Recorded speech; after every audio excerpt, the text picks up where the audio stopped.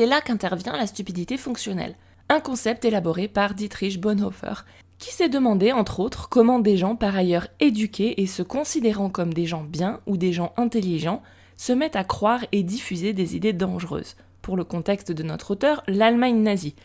Mais ça peut s'appliquer dans plein de domaines. C'est là qu'il théorise la stupidité fonctionnelle qui est imparable.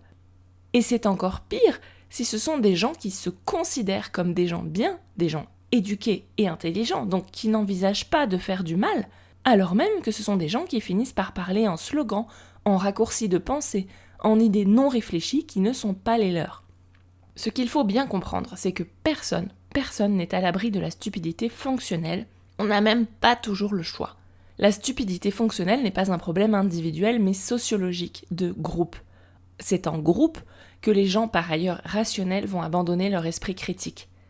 Les neurosciences montrent que la stupidité fonctionnelle n'est pas non plus qu'une histoire de volonté. Notre architecture cognitive est faite pour y succomber.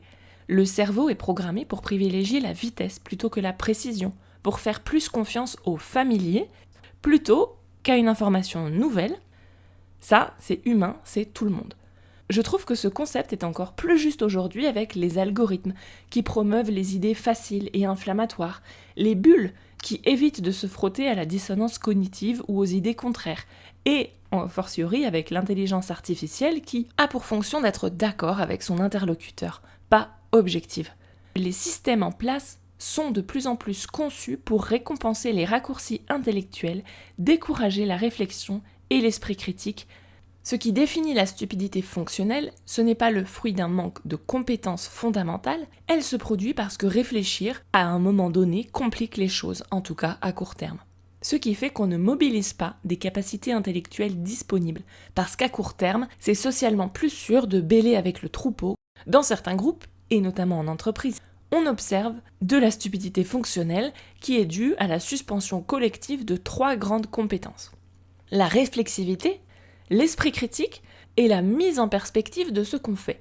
Cette stupidité fonctionnelle, elle a des avantages, sinon elle n'existerait pas. Plus de conformité et de contrôle, moins de conflits, des décisions plus rapides et un maintien de la sacro-sainte hiérarchie. Les coûts, qui arrivent généralement à plus long terme que les bénéfices, c'est une perte de sens, le cynisme et le désengagement.